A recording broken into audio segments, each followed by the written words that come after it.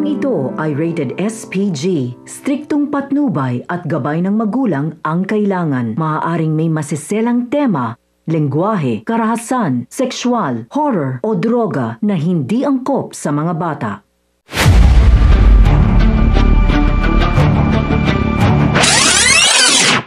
Mga kapamilya, hindi pumayag si Ramon sa hiling ni Roy na konting palugit para sa utang nilang 150 million, kaya naman kapag hindi umano sila tumupad sa usapan ay alam na nila ang mangyayari. At dahil wala nang maisip na paraan si Roy ay nagawa niyang makipagkita kina Mr. Salazar, dala ang kakarampot na pulbos dahil may balak nga silang linlangin ito. At di kalaunan ay nalaman ni Mr. Salazar na niloko sila ni Roy, kaya naman agad niyang binawi ang pera.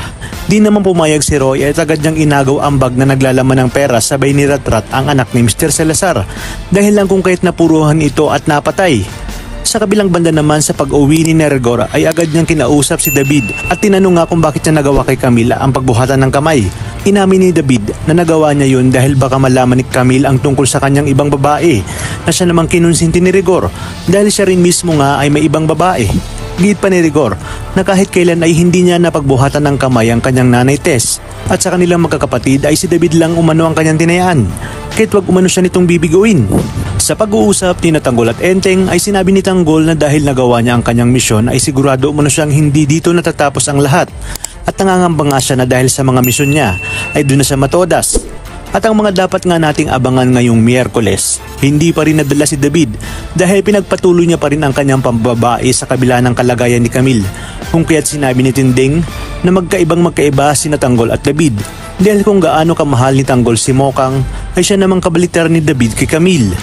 Tinawagan na nga ng Mr. Salazar si Espinas upang ipag-utos na patayin lahat ng miyembro ng Red Phoenix at dahil sa balak ni Tanggol na tumakas kasama ang kanyang mga kaibigan ay talagang pinaghandaan ito ni Chief Espinas, kung kaya't sinabi niya kina Tanggol na delikado umano ang misyon nila dahil malaking sindikato ang Red Phoenix kaya kinakailangan sumama sila. Kaya naman dito ay wala nang nagawa si Tanggol at hindi natuloy ang kanilang pagtakas. Unti-unti nang nalalaman ni Mokang ang tunay na ugali ni Ramon at dito magkakasagutan ang mga magulang ni Mokang at sina Don Julio na siya namang ikinatuwa ni Olga dahil umaayon umano sa kanya ang tadhana dahil mukhang papadali ang pagpatalsik ni Ramon sa pamilya ni Mokang. Kaya naman mga kapamilya, pakatutukan natin ang mas kapanapanawik na mga tagpo dito lang sa pambansang teleserye ng Sambayanan, ang FPJ's Batang Quiapo.